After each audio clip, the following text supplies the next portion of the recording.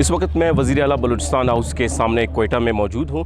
यहाँ पर बारकान से लाए गए 3 जो लाशें गुज़श्ता रात यहाँ पर पहुँचाई गई, जिनके हवाले से ये बताया जा रहा है कि एक अंधे कुएँ से लाशें बरामद हुई और लवाहिकीन का इल्ज़ाम है कि यहाँ जो सूबाई वज़ीर है सरदार अब्दुर्रहमान केतरान, जो केतरान कबीले के सरबराह हैं, उन्होंने इन्हें अगवा किया और बाद में इन्हें कत्ल किया। हमारी फैमिली को ये अपने ज़िंदान में ये जो सरदार है, बल्कि सरदार नहीं सरकार है, अपने ज़िंदान में उठा के उन्होंने कैद किए हुए हैं।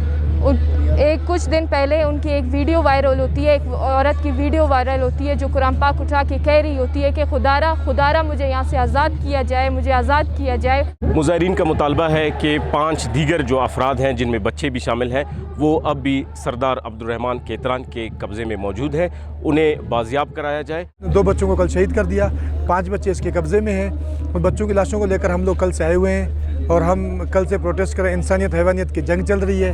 हम कोशिश में कि कल बकाए बच्चों को शहीद होने से रोक दें। हम यहाँ से नहीं उठेंगे। अब्दुर्रहमान केतरान गिरफ्तार हो, उस पर FIR हो, उसका सीट ख़त्म हो। दूसरी जानिब बलूचिस्तान हुकूमत ने गुज़श्ता रात ही एक JIT जो है वो तश्कील दी, जो इस वाक़े की तहकीकात करेगी।